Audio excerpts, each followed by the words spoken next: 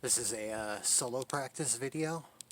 Um, it's not a good practice. It's more of just experimentation. Um, when I publish this, I'll see about actually posting down below, for those who don't have the Cerri copy, text from the lessons. I've said earlier, basically, so to get into it, I've said earlier that lunging within the lessons doesn't make sense, but it's in there from lesson 0, the on guard position, where he's describing the lunge, which is that extension of your, pushing with that left leg, he says, so that way your heel turns in towards your right. So, get in here there. You're starting off in that basic stance a little bit on your forward foot there, then, this is going to be somewhat diagonal, so yeah, I just want you to fully extend that out and have your heel turn inside, I guess toward your left, with that. A basic lunge. But I said before that just doesn't feel right. So I have some footage I've already filmed of me going for about 15 minutes playing with this. But I've begun adding a lunge into my basic strikes at the beginning, the first lessons. That describes them. And it's not as incompatible as I thought it really to be. Something I've been thinking about for a while, and then I had the synchronicity of seeing some Jogo de Pau footage being posted on Instagram from a Jogo de Pau website, and yeah, they talked about that. Or they didn't talk about it in there. If they did, it was in Portuguese. I couldn't understand. But just the display that was going on, I was starting to see a lot of those small things that I see Cerri talking about them doing, and it just gives me more of a sense of if there's any living tradition that has any sort of semblance to it, it's not the Sicilian ones. Although everything is there, they just look so much different. But the Cerri just feels like, after watching that, like a Jogo de Pau with a slightly shorter stick. But yeah, I'm just gonna be doing that. I'm gonna be practicing right behind me here for a few minutes, do a few sets with each strike, and call it good. But yeah, so I'm gonna be practicing the lunge footwork. But then when I get to the horizontal strikes, I'll probably add in a couple of jumps as well.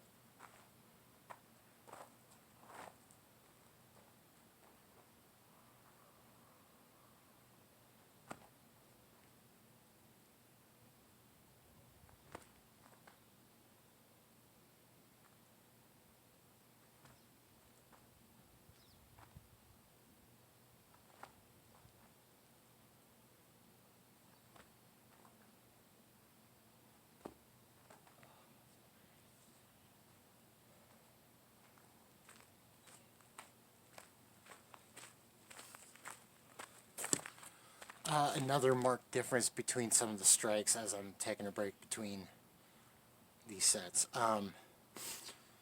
With the vertical oriented strikes, so the blow to the head and the Montante, what we would know better as Sottani and Fendenti, he specifically tells you to keep the hands close to the body. So, you know, when you're here, you're striking up, you want to, I see it as staying in line and not going out on that X, but staying, moving on the Y specifically. And that lunge there gives you that extra horizontal gain that you need. And he says the same thing with the blow to the head, to keep the hands close to the body when you strike. So I take that as the same. And that really just means, you know, you're just cutting into guards here. You're, instead of making a mezza volta of the sword, you're making a, you know, a tutta volta of sorts. That's the other thing.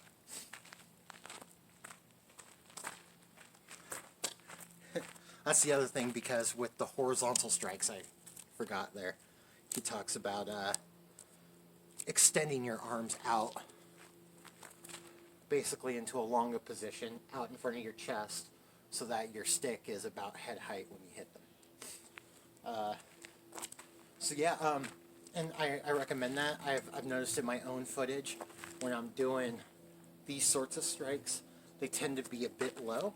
And when I keep that in mind, trying to extend out in front of my chest, it actually keeps my stick higher, so I'm more likely to hit in these higher targets. So yeah, it's a piece of advice, or just an observation I'm noticing with it. Yeah. Next set.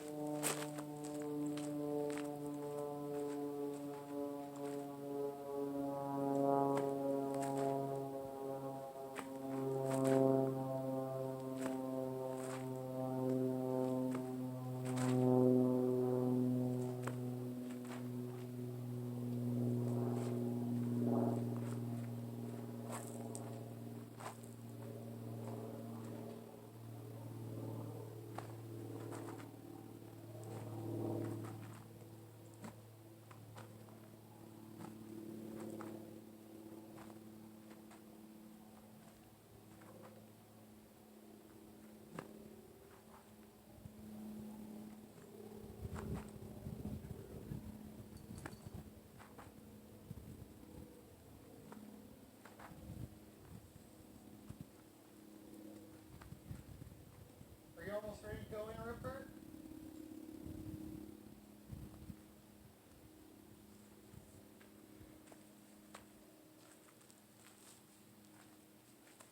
you almost ready to go in, buddy?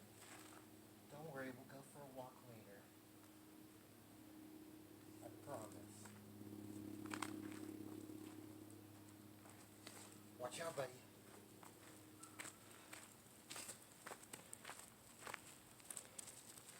So I'm just gonna do the flank and umbrella blows without a break. I'm gonna try and stick to 5 on each side, as I didn't with that last set there.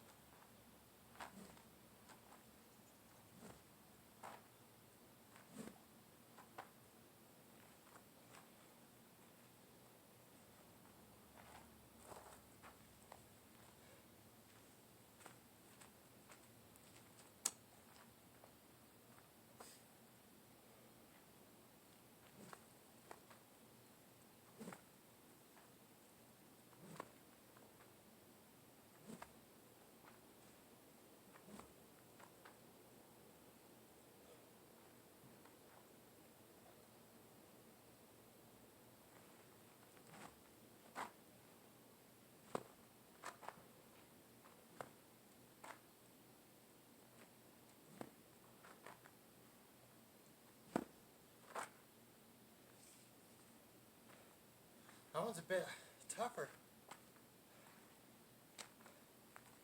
Throwing that umbrella from the outside.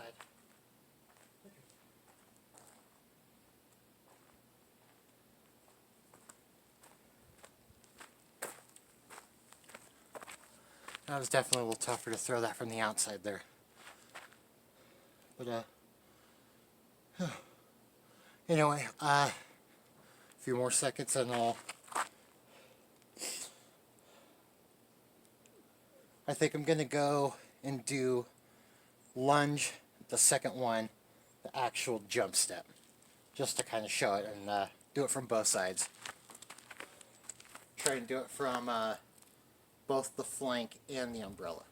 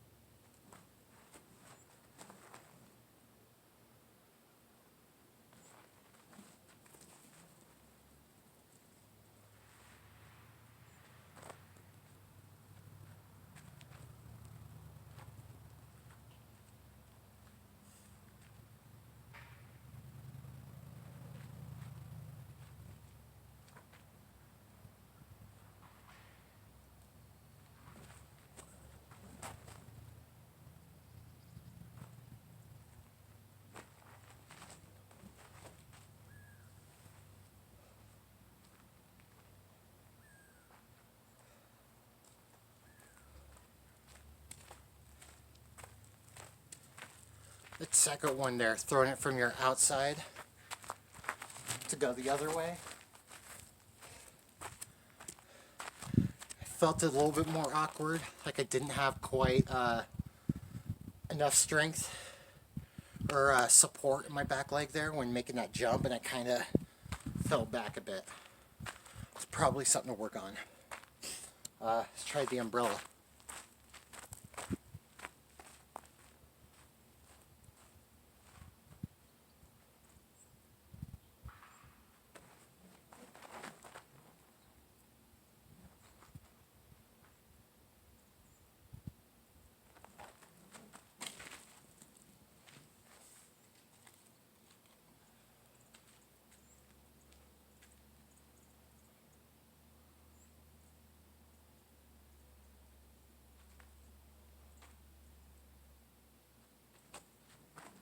Whoa.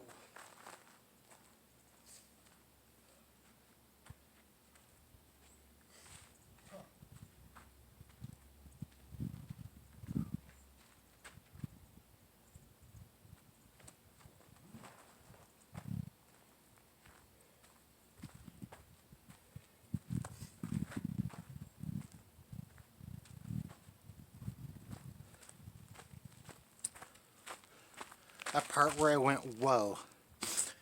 I was making the jump at the same time as the lunge, so I was getting that push off for the lunge, but I was also springboarding off without realizing it to do the jump, and it took me by surprise, which is why I almost fell on my ass there.